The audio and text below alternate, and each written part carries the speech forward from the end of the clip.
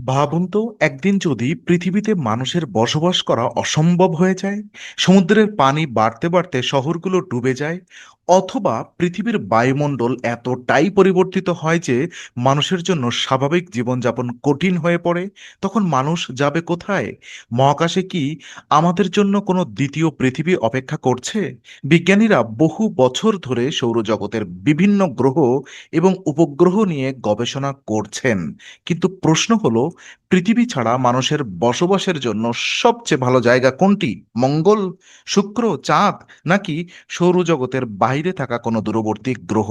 আজকের ভিডিওতে আমরা খুঁজে দেখব মানুষের জন্য পৃথিবীর পরবর্তী সম্ভাব্য বাড়ি কোনটি হতে পারে।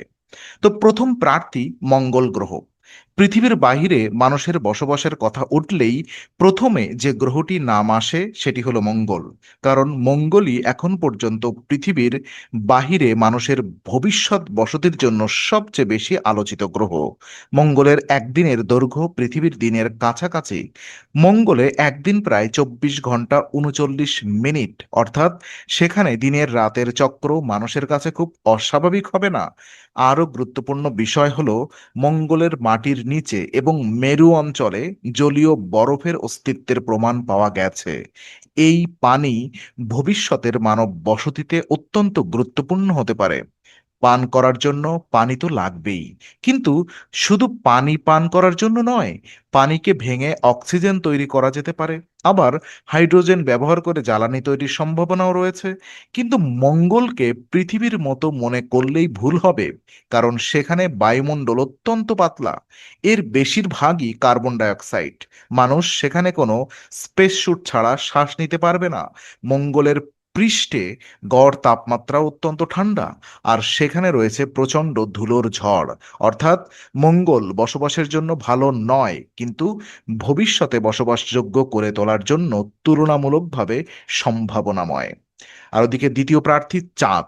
আমাদের পৃথিবীর সবচেয়ে কাছের মহাজাগতিক প্রতিবেশী চাঁদ। পৃথিবী থেকে চাঁদের দূরত্ব গড়ে প্রায় 3,84,400 কিলোমিটার। তাই পৃথিবীর বাহিরে মানুষের প্রথম স্থায়ী ঘাঁটি তৈরি করতে গেলে চাঁদ অত্যন্ত গুরুত্বপূর্ণ হতে পারে।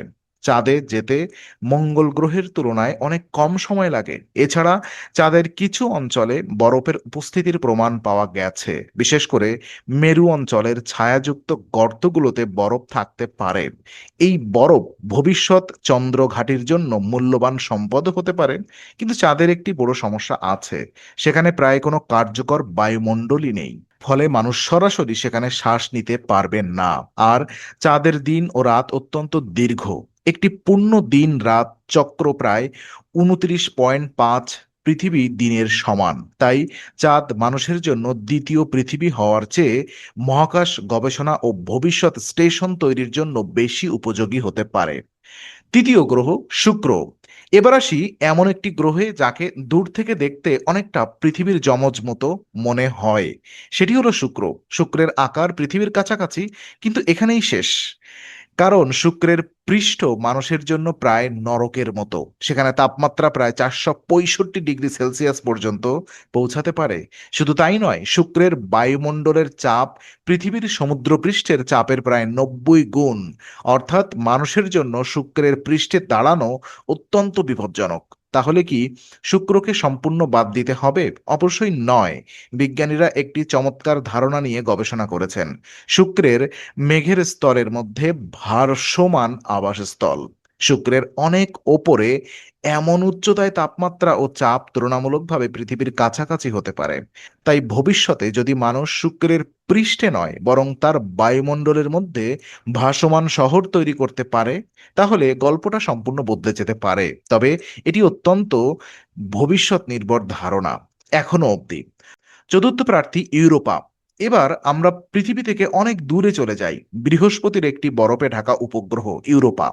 বিজ্ঞানীদের ধারণা, ইউরোপার বরফের নিচে বিশাল একটি তরল মহাসাগর থাকতে পারে, এবং সেই মহাসাগরে পৃথিবীর সমুদ্রের তুলনায় বিপুল পরিমাণ পানি থাকতে পারে।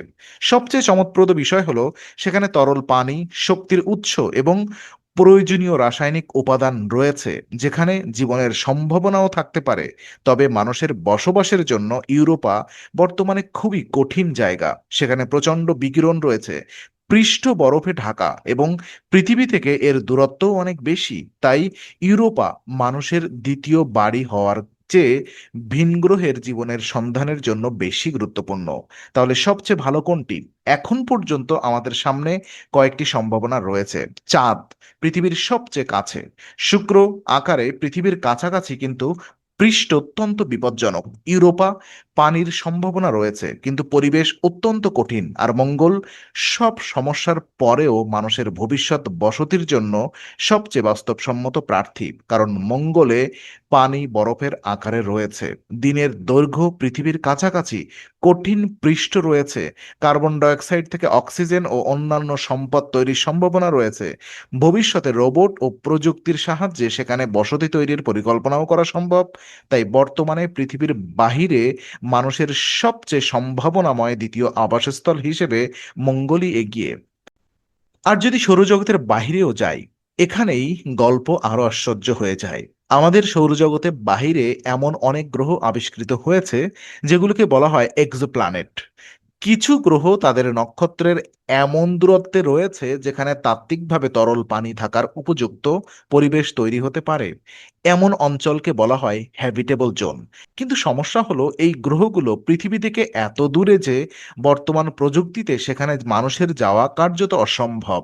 আমরা হয়তো দূর থেকে তাদের বায়ুমণ্ডল বিশ্লেষণ করতে পারবো, কিন্তু সেখানে গিয়ে বসতি তৈরি করতে হলে আমাদের মহাকাশযানের প্রযুক্তিতে বিপ্লব ঘটাতে হবে।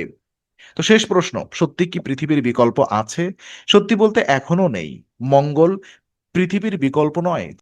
তাই ভবিষ্যতে মানুষ যদি মঙ্গলে শহরও তৈরি করে, তবুও পৃথিবীর মতো একটি সম্পূর্ণ গ্রহ তৈরি করা অত্যন্ত কঠিন হবে।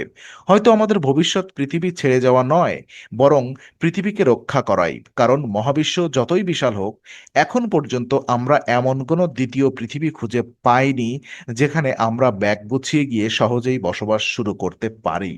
আপনার কি মনে হয়, মানুষের ভবিষ্যৎ কি মঙ্গলে, নাকি কোনো একদিন আমরা সৌরজগতের বাহিরের কোনো গ্রহে নতুন সভ্যতা তৈরি করব?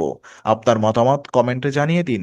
ভিডিওটি ভালো লাগলে অবশ্যই লাইক করুন, বন্ধুদের সঙ্গে শেয়ার করুন এবং ইনফোনারি চ্যানেলটি সাবস্ক্রাইব করে পাশে থাকা বেল আইকনটি প্রেস করতে ভুলবেন না। আবার দেখা হবে মহাবিশ্বের আরো একটি অবিশ্বাস্য রহস্য নিয়ে। ততক্ষণ পর্যন্ত বিজ্ঞানকে জানুন, মহাবিশ্বকে চিনুন। ইনফোনারি এর সঙ্গে থাকুন। Stay curious, stay ইনফোনারি।